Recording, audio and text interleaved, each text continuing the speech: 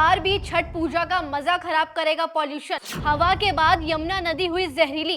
दिवाली के बाद कितना बढ़ा पॉल्यूशन। हर नदी और यमुना दोनों ही छठ से पहले व्रत रखने वालों के लिए सबसे बड़ी आस्था का केंद्र होती हैं। दोनों ही जगहों पर हजारों छठ व्रती जल में खड़े होकर सूर्य की पूजा करते हैं। इस समय यमुना और जितनी भी नदियां हैं, दोनों जल और किनारों के हालात ऐसे हैं जिसमें पूजा नहीं की जा सकती। छठ का व्रत रखने वालों के लिए नदियों का महत्व बहुत होता है। जिन श्रद्धालुओं को जल में खड़े होकर व्रत करना है, उनके लिए हालात अच्छे नजर नहीं आ रहे हैं। छठ व्रत शुरू होने में 3 दिन बचे हैं, लेकिन अब तक दोनों नदियों के किनारे प्रशासन की तरफ से कोई भी काम नहीं किया गया, जिससे छठ का व्रत रखने वाले व्रतियों को बहुत सी असुविधाओं का सामना करना पड़ सकता है। 16-17 नवंबर में बेदी बनाने का कार्य शुरू किया जाएगा, जिससे नदी किनारे पूजा का स्थान सुनिश्चित तो किया जाएगा। 36 घंटे के निर्जला व्रत की शुरुआत 17 नवंबर को नहाए खाए के साथ शुरू हो जाएगी। 18 नवंबर को खरना की पूजा से होगी और साथ ही साथ 19 नवंबर को सूर्य को अर्घ्य दिया जाएगा। आपको बता दें कि व्रत शुरू किए जाने से पहले घाट बनाने के साथ ही वहां बेदी बनाने का कार्य किया जाता है। हालात इतने खराब हैं कि श्रद्धालुओं ने खुद ही नदी किनारे सफाई का काम शुरू कर दिया है। शहर में कई स्थानों पर छोटे घाट बनाने का भी काम शुरू हो गया है, लेकिन इसमें अब तक प्रशासन की तरफ से कोई भी मदद नहीं मिल पा रही है। श्रद्धालुओं का मानना है कि नदी किनारे घाट बनाने के साथ बेदी बनाकर वहां पूजा करना बहुत अच्छा होता है। बहते हुए पानी में खड़े होकर व्रत पारण करने का अपना ही एक अलग महत्व है छठ पूजा के दौरान।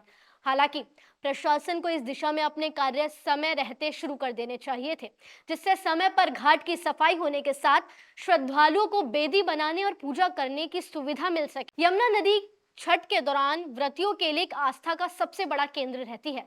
हजारों छठ रखने वाले जल में खड़े होकर सूर्य की पूजा करते हैं। इस समय यमुना और हर नदी दोनों के जल और किनारों की स्थिति ऐसी नहीं है कि यहाँ छठ रखने वाले अपनी पूजा पाठ कर सके। जिन श्रद्धालुओं को जल में खड़े होकर व्रत पारण करना है, उनके लिए तो हालात बिल्कुल भी अच्छे नहीं है। आप जैसे तस्वीरों में देख सकते हैं कि किस प्रकार पानी में अभी से ही झाग बनने शुरू हो गए हैं। अब सवाल ये है कि क्या प्रदूषण के चलते यमुना का पानी इतना खराब हो रहा है? दिल्ली के कई इलाकों में गुरुवार को एयर क्वालिटी बहुत खराब देखी गई। देश की राजधानी दिल्ली में गुरुवार को टोटल AQI 316 देखा गया। दिल्ली में बैन के बावजूद दिवाली की रात कई इलाकों में हुई थी आतिशबाजियां। इसी कारण छठ से पहले दिल्ली की यमुना नदी भी प्रदूषित और चारों तरफ जहरीली झाग से भरी हुई है। देश की राजधानी दिल्ली में दिवाली के बाद से ही हवाएं जहरीली बनी हुई हैं। दिल्ली की एयर क्वालिटी गुरुवार को भी बेहद खराब श्रेणी में दर्ज की गई। उधर एयर पॉल्यूशन की मार झेल रहे दिल्ली वालों के लिए एक और बड़ी खबर सामने आ रही है। छठ पूजा से पहले दिल्ली की आबो हवा के साथ साथ यमुना नदी का पानी भी बेहद जहरीला हो गया है। गुरुवार को यमुना नदी में सफेद रंग का जहरीला झाग चारों ओर देखा गया। आपको बता दें, पहली बार नहीं है। कई सालों से जब से दिल्ली का प्रदूषण बढ़ता ही जा रहा है, तभी से यमुना में झाग देखे जा रहे हैं। जब ये पहली बार हुआ तो लोगों को अपनी आंखों पर विश्वास नहीं हुआ, लेकिन साल दर साल अब लोगों को इसकी आदत हो गई है। हालांकि केजरीवाल सरकार ने अपने काम शुरू कर दिए हैं। लोगों के लिए छोटे छोटे घाट जगहों पर बनाए जा रहे हैं, लेकिन इस बीच सवाल ये है कि हवा तो खराब है ही, क्या अब जल भी खराब होगा? जल के साथ साथ पूजा पाठ करने वालों की आस्था भी खराब होगी।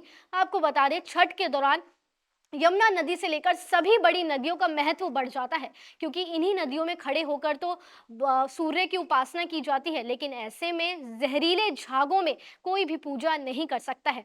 तो जाते जाते आप हमें कमेंट सेक्शन में बताइए कि आप सरकार को क्या एडवाइस देना चाहेंगे, जिससे हवा के साथ साथ जल का प्रदूषण भी दिल्ली में कम किया जा सके। अगर आपको ये जानकारी पसंद आई हो तो अपने दोस्तों के साथ शेयर कीजिए और कमेंट करके हमें इस वीडियो के बारे में जरूर बताएं। और ऐसे ही तमाम खबरों के लिए देखते रहिए न्यूज़ बुक।